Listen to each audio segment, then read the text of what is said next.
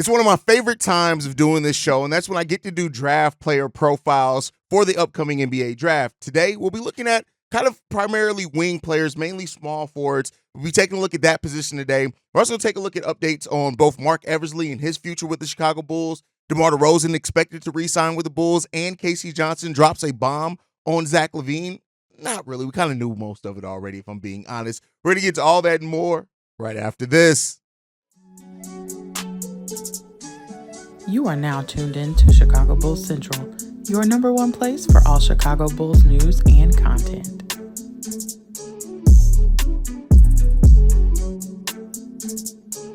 What's going on, Bulls fans? Welcome to another episode of Chicago Bulls Central, your number one spot for everything Chicago Bulls related. I'm the host there, Haize, but more importantly, you guys can follow the channel at Bulls Central Pod on every social media platform we happen to be on. With that being said, let's go ahead and get into it for today. And so we're going to start off with the news topics today, and then we're going to get into the draft profiles, which I know what everybody's looking forward to. Hell, I'm ready to get to them as well. One of the best positions to cover when you're doing kind of draft analysis is the wings, because wings players can bring so much excitement between defense, offense, playmaking, things like that. It's a really exciting position to cover. So we'll be covering the wings today on this episode. But first, I want to talk about this update. So via The Athletic is that Marc Eversley is a reported list on the list of finalists for the Detroit Pistons opening of President of Basketball Operations. Now, reportedly, they also have Tim Connolly with the Minnesota Timberwolves as their top candidate, and they'll have to wait to what goes on with the Minnesota Timberwolves season. More than likely, he could be a outright free agent on the executive market, so they could be waiting to just kind of get a chance to sign him directly. But Marc Eversley, this is like the third or fourth job that Marc Eversley's name has come up with. He actually came up with the Detroit job previously as well, so that just kind of them circling back and reaffirming their former interest on Marc Eversley. And the way that I view it is very simple. I think that it's only a matter of time before Marc Eversley does eventually take one of these jobs out there on the open market. And you know, it is what it is. It happens. Execs move on, coaches move on, things like that. And so, you know, it's not really a question of if. I think for me, it's more of a question of when and what that perfect job is for Marc Eversley. And I think it does show that, you know, despite the Bulls' struggles with, you know, really, you know, winning games at the level that they want to, some of the struggles, even with the flaws on the roster, it seems like Marc Eversley still has a nice amount of cachet around the league as far as interest on what would his version of running a team be like. And so, you know, like I said before, it's only a matter of time of when that's going to happen. You know, I have my conspiracy theory that if and when Marc Eversley does move on, I would not be surprised if Billy Donovan moves to the front office into a GM role. I just with the way that, you know, AK loves Billy, the way that the front office loves Billy as well, the fact that you see coaches now moving to the front office more regularly after stints of running of being the head coach of a team. So I do think that those things could all play a part into Billy Donovan eventually going into that front office role if and when Marc Eversley eventually leaves. So also one thing that did come out about this is that apparently Eversley is already interviewed for the position. That comes from two league sources reportedly via The Athletic. So they probably have already know if Tim Connolly does not become available for the Detroit Pistons, it seems like the Pistons probably already know who that role is going to be. So, you know, if we eventually get it announced that Marc Eversley is leaving, I would not be surprised at all. So we'll end up seeing what happens with that. You know, Marc Eversley, you know, I'm never going to be mad at somebody going and getting new opportunities, things like that in the NBA. You don't want to just sit around spinning your wheels. And so we'll see what that brings about with that as well. So, you know, and so K.C. Johnson was one of the first people on top of The Athletic to really break that story. K.C. Johnson also mentioned that and reaffirmed the fact that, you know, the marriage is the way that he described it between Zach LaVine and the Chicago Bulls is coming to an end this offseason. So, you know, take that for how you will. I know, you know, my boy Winton, one of the first subscribers here as well, he always makes sure he says take what KC takes with a grain of salt, and take all these things in the offseason with a grain of salt. But I think we've seen enough kind of the story hasn't changed on the Zach LaVine front, right? Outside of K.C. Johnson in this recent interview. Matter of fact, I'm going to go ahead and play a clip from it here. You can hear K.C. Johnson's own words here. And so that means there will be rumors. That means there probably will be speculation, Casey. And I wonder what is the best one? What's the most likely rumor concerning Zach LaVine and anything for his future? This was the time last year when I started reporting some stuff I had heard about him being made available in some casual conversations, which is really kind of what set off the whole chain of events to be where we are today. That Zach and his representative were kind of tired of being shopped. And so when the teams got off to that poor start, Zach kind of hit his breaking point. And it's been pretty well documented by now that he never specifically asked for a trade. He didn't say, trade me. He just said, look, if we keep losing, we understand how this business works, and you guys might be looking again to move me. And if that happens, let's work together on this. And that's where things stand. So, the lottery was yesterday. I'll be out there today at the combine. This is when you start hearing gossip. I haven't heard anything concrete yet, but it's also very well documented that is priority number one for the Bulls this offseason. And quite frankly, for Zach, I mean, I have said many times, this is a relationship it's not like it's acrimonious or, hatred flowing from both sides. It just needs to end. And both sides kind of feel that. And it's just it's like a marriage that is headed for a divorce, and it's just a matter of when, not if. So you'll hear some more concrete stuff this week for sure. And so you hear from that in Casey Johnson, just him reaffirming the fact that it wasn't an outright trade request. It was more like a, hey, if this thing doesn't turn around, we understand what's going to have to get done, but both sides are kind of ready for this relationship to end. And I think the way he used the marriage analogy for it is kind of perfect. It's just, hey, it's just time. It's time for it to end. Sometimes things just come to their natural close, and that's where the Bulls now sit with Zach LaVine and having to make a decision on what the future of Zach LaVine is going to be. But another player that also a decision has to be made on their future is DeMar DeRozan. And this one comes from Mike Soto with Hoops Hype, who says that there is belief around the NBA that the Bulls will re-sign DeMar DeRozan, that they will be willing to offer him what he wants to get paid, that they'll offer him the role and the pay that he won't get anywhere else. Now, I do appreciate that Michael in this interview framed it as belief, right? Because you're getting already a lot of people to take this article and say, just present it as, oh, DeMar DeRozan's re-signing with the Chicago Bulls. That's not necessarily what it said. And it could be posturing, right? The Chicago Bulls don't want it to be out there that they may not be willing to re-sign DeMar DeRozan. That will put them at a disadvantage as far as any type of moves, even if it's not DeMar DeRozan. If they're out there looking for trades and teams are thinking, hey, you already know that you want to trade Zach LaVine. We've hearing through the grapevine, you guys aren't going to be re-signing DeMar DeRozan. So you're trying to get the most out of these assets. So it could be very much so a ploy, right? To just, keep things out there, to maintain some flexibility where you can. I wouldn't be surprised if that ends up being the case. But I mean, ultimately, it comes down to this. The Bulls have to decide where they want to go. What in this offseason, what is this going to do for your draft stock next year? That's really what it comes down to with DeMar DeRozan, right? Not to say I've said it. He's not a bad player. He's earned another contract. He has his flaws, all those things. He's 34 years old, going on 35. All those things are true. The Bulls have to seriously ask themselves, that top 10 pick that's protected to the San Antonio Spurs, what do we really want to get out of that? Now, one could say, hey, with DeMar here, we were almost top 10 anyway, so maybe you can keep him and you still end up keeping your pick. So those things are all valid questions around that, but those are answers that the front office has to find and decide what they want to do, and if they want to increase their chances to keep that 2025 first-round pick in an extremely deep draft or not. But all right, y'all. So that's kind of the news items for today. Let's get to the meat and potatoes of today's episode, and that is our draft player profiles. And we're going to start off with Dalton Conex. And so this is a guy who, when you look at him, he's drawing comps to Mike Miller in that he's 23 years old, a little bit of an older prospect here, 6'6", 215 pounds. He can play shooting guard or small forward.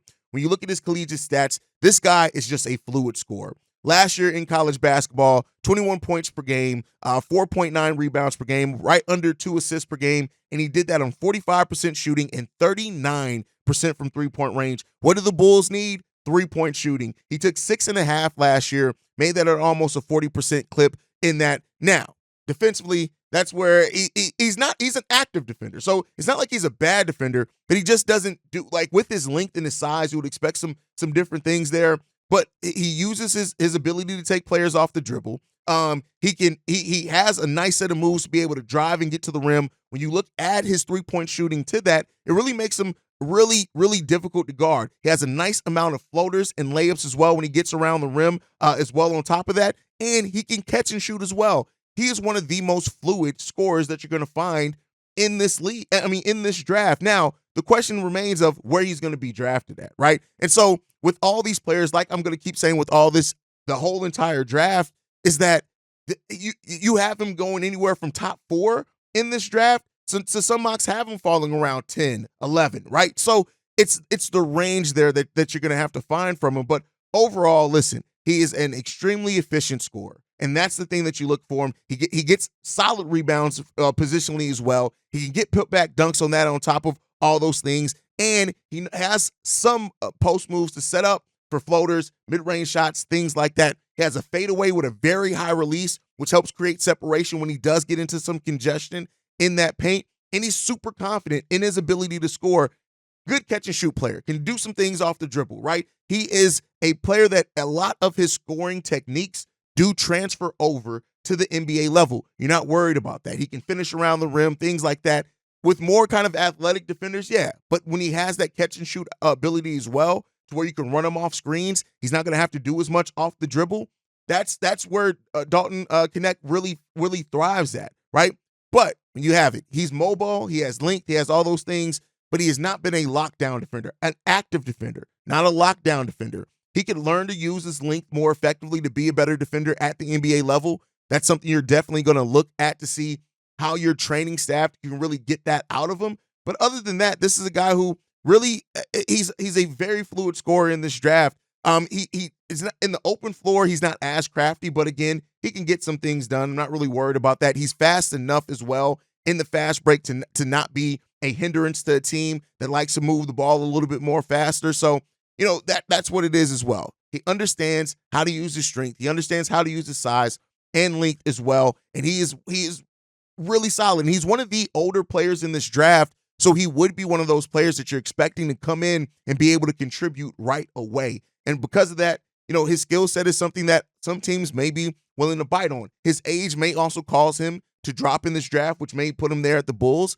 But Dalton Knecht is a player that I'm not down on. It's just, it's will he fall to us? And then if the Bulls do make that move, it still leaves a lot of other options, a lot of other holes on the team. But if you lose DeMar, if you lose Zach this offseason, and they're both not here anymore, Dalton Knecht, you can do a lot worse than if he's the player that ends up falling to you in the draft. Not one of my favorite players in the draft, just because of kind of the age and the ceiling's a little bit lower there. But again, if you're looking for a prospect that can contribute right away and you don't have to worry about some of his skills rounding out, he has NBA skills right away. Yes, he's going to improve. Yes, he's going to develop. But again, that's kind of my thought process on it. You can let me know what you guys think about Dalton down below. Next, we're going to get into a player that I know a lot of people are excited for in this draft. And, you know, more and more mocks are having Cody Williams fall to the Chicago Bulls, but there still is some mocks that have him going as early as second, third, fourth, right? So it comes down to the position of the draft, what other teams go after as well. But Cody Williams is a guy, when you look at modern day point forwards, he's that guy. Only 19 years old, 6'8", 190 pounds. He's been comped to by draft experts. None of these comps are mine. I don't really like making player comps. My brain doesn't work well with that. But he's been comped to a less explosive T-Mac, Tracy McGrady. So take that for what you will in it. Now, the stats didn't jump out the stat sheet for you, right? He wasn't this huge scorer. 11.9 points per game his freshman year. He played 24 games. He averaged 28 minutes over that time, but he did shoot the ball 55% from the field and 41% from three-point range.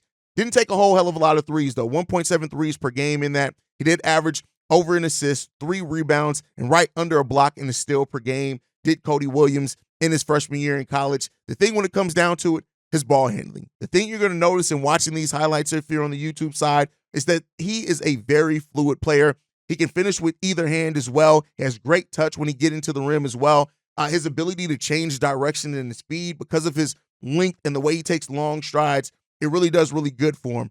The size that he has on that wing position is really good. His ability to be a point forward as well is solid. His jumper is a little slow, but I'm not too worried about that. He makes good decisions out the pick and roll as well. I really like the skill set that he has, right? He's never been a great three-point shooter, even though he shot the ball well as far as a percentage, but that's something that you think can maybe round out in this game. Now, when I said that the comps that other draft experts are using for him is a less explosive T-Mac, it kind of makes sense. He's a guy that uses his length to be able to get to the rim, definitely, right? And you can't do that. He also has great ability to switch defensively, which is something you're really looking for at that NBA level.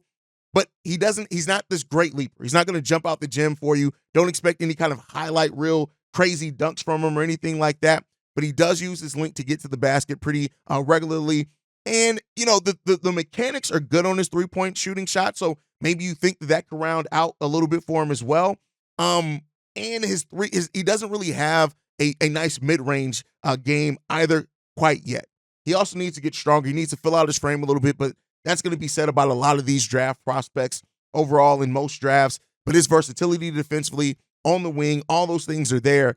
But the thing with Cody Williams is we've drafted a lot of players that you can say those similar things to. Dalen Terry, right? Patrick Williams, Julian Phillips, all players that are very different as far as like what they project to be, what some of their strengths are going to be, but still like it's like kind of like we've been here. And that's not a knock on Cody Williams, but this would kind of be the Bulls doing some things that Bulls fans have been complaining about. That's doing the same thing, right? But it comes down to, do you see Cody Williams' ceiling being that much higher than these other players? And if you do, maybe you then move on from them. Maybe you do move on from Patrick Williams, things like that. That's a story for another day if the Bulls decide to go this route. But Cody Williams has tremendous upside, tremendous versatility to guard multiple positions as well. I like him a lot in this draft. I really do like Cody Williams. And we'll see what he ends up turning into, man, in this draft. Next one that I want to talk about is Ronald Holland. Now, this is a guy my boy Ricky isn't too high on. He's drawn comps to Tari Eason in it 6'8", 205 pounds, 19 years old, really good size for his position as well, has a 6'10" wingspan, very strong frame. He's a physical player as well that you're going to see with this. And opposite of kind of like a Cody Williams, he's a huge high-level athlete. When you look at his running, his jumping, all those type of things. He's a 1-foot leaper as well that he can get really good time in that, takes long strides in fast break. This is a guy who in an up-tempo style offense is going to do amazingly. And in the open floor, he can get extremely creative. Great first step with him as well. And I really like kind of those upsides. Now, some people have some doubt around his ability, again, playing with the G League Ignite last season. Averaged 19.5 points per game, which is really good, right? He did that on 44% shooting, 24% from three-point range. He was taking almost 4 three-pointers per game. So another question on that shooting, do you think that three-point shooting could round out for you? But if you're drafting Ronald Holland, it's going to be his ability to get out in transition, his ability to pass, his ability to finish around the rim, and how strong of a physical and versatile defender he is. He can guard all up and down, all the way from probably 1 to 4, in a lot of cases being 6'8", having that wingspan as well. And like I said, he can fill out some as well, but he still has a strong body overall. He moves really good laterally and things like that. So it's really good there, and he has really good confidence. He takes players off the dribble. He doesn't back down, and he's one of the younger people in this draft class as well. When you look at weaknesses, terrible free throw shooter so far. And with his athleticism, how he does have that quick first step and can get out in the open court, I can see him getting to the free throw line a lot.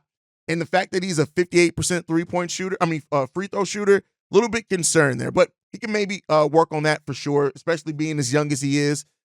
He has a really good arc on his shot, really good kind of fundamentals there, but he can be a streaky shooter from three-point range, which we kind of already talked about. And some of his decision-making when passing, he's not creative with the ball. You won't really want to use him as a point forward right away. You do want to have a really good rebounder for him as well. Point guard with him as well, which, we have solid. We're pretty good there, right? So, those are kind of things that you really look out for. And he also can get into some foul trouble sometimes that causes a little bit of concern there. So, I like the guy overall. Not one of my favorite prospects in this draft, but a guy that if the Bulls were to pick him, like I said again, it'd kind of be more so aligned with what the Bulls have been doing the last couple of years in the draft. And we kind of want something different there. That's just my personal opinion. You guys can let me know what you think down below. Next up, we're going to be talking about Terrance Shannon Jr. Now, everybody knows, Terrence Shannon Jr. went to Illinois, from Chicago, all these type of things. He's drawing comps to Desmond Bane From draft experts, 6'7", 225 pounds, has an NBA-ready body right now. And the thing with Terence Shannon is he is a 3-level scorer. That's it. 23 points per game last year in college. He averaged 15 points per game over his collegiate career, 5 years there. He's a 34% three-point shooter over his career, 36% last season, taking 6.5 per game. Also 47% from the field last year as well. He 2.2 assists, right under a block per game, over a steal per game as well.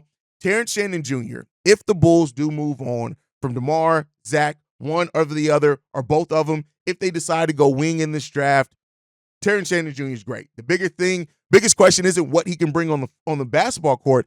It's the other thing. It seems like the case may be going his way, which is good, but would that deter Arturas Karnisovas, who typically drafts high-character guys, kind of steers away from some of those more concerning things? Would he draft that guy? Would he draft a guy like Terrance Shannon Jr.? But outside of that, big scorer. His scoring ability is the thing that you look at. He's going to be able to score right away. Has an extremely different amount of ways that he can score. He with his physicality, he can bully smaller defenders as well. Listen, this guy, he can get up, he can dunk, he can shoot, he can do almost everything and he rounded out his three-point game this year, was what was one of the questions coming into this year for him. He finishes through contact, he can get and ones. He's a solid free throw shooter on top of that as well. Like, the dude, scoring-wise, can bring everything that you need. Look at his size, 6'7", with a 6'8" wingspan. This guy, he doesn't have necessarily the AK wingspan that he looks for, but this is a guy who makes smart decisions. He's really good as far as efficiency. He really looks good at him. He was third in the country in scoring, and on top of that, his versatility to score at all 3 levels is huge from him. The negatives about Terrance Shannon Jr., though, of course, outside of the court stuff, the off the thing, he has a quick release, but sometimes that release can be a little bit low, so that's something that you got to look for there. And he's not really a playmaker. Are there some concerns about him maybe turning into a black hole at the NBA level with him not being the best passer? Potentially, right? He has a solid enough handle, but there's some questions on how much is he going to be able to create his own shot. That's some solid questions there for him as well. And because of his lack of length, how much is that going to show? How much is that going to limit his potential defensively? So those are questions you have to ask yourself when it comes to Terrance Shannon Jr., but overall, a guy I really like in this draft as well out of Illinois. All right, then the last guy that we're going to cover today, and I tried to cover 5 prospects. If a wing that you like is not on this list, I'm going to have another episode of some of the guys that I missed on covering. So we'll get that draft analysis there. But Trenton Flowers, 19, 6'9", 180 pounds. He comes from the NBL over in Australia. The thing with this guy is he's drawing comps to Kelly Oubre Jr., but with a higher defensive upside. This is a guy who he is not afraid to take any shots, right? He takes a contested shots as well. He shot the ball 35.7% on his threes and 64.9% on free throws as well. He's a solid enough player. The thing with this is he has some good point forward skills. When you look at the passes he's able to make, he has the potential to be a multi-positional defender as well at the NBA level. The bigger question for him is he can't create off the dribble for himself right now. And his shot form looks a little bit weird as well. But again, he forces some shots also at times. So one of the younger players in this draft as well. So you're hoping if you do him is high upside, right? And I know a lot of Bulls fans don't want to keep hearing the high upside conversation. They want guys that can contribute. Now, he needs to tighten his handle. He turns the ball over a lot at times as well. He has some of the Zach LaVine problems of dribbling the ball off his foot when defenders kind of really clamp down on him as well. And those are kind of things, but the potential is there. For him to be a two-way player, it's really there. He has some really good as far as a shot-making ability. That's where you get in the Kelly Oubre Jr.'s, and he's an active defender with tremendous defensive upside as well. So this is a guy that has upside for the Chicago Bulls. The question is really how much of this do you feel like you can round out, and how much time can you take developing this player? And we'll really see that now that the Bulls have a whole player development staff, do they even double down further in them taking high upside guys that need time to develop, or do they go with kind of more of the ready-made prospects, right? So that's kind of the things and thought process behind like a Trenton Flowers, but we'll see what ends up happening there. But those are the 5 wings that I'm covering so far, and we'll round back out, get to some more of the wings in this draft as well. But let me know, who are some of the guys that stood out to you in this? Who are some of your favorite wings in this draft as well? A lot of the mocks do have the Bulls going wings. And I think that's because of they're expecting a Zach LaVine trade or DeMar DeRozan or both to walk away. So we'll see what happens there, guys. But, guys, thank you so much for tuning in. Make sure you guys are following the show at Bull Central Pod. You can send us any feedback, questions, comments, concerns, bullcentralpod@gmail.com. Lastly, if you want to leave a text message and our voicemail for the mailbag, the number to do so, 773-270-2799. We are the number one spot for everything Chicago Bulls related, thanks to you guys. And like I like to end every episode on, go Bulls. Love you guys. See red if you can, y'all. Peace. This has been a presentation of the Break Media.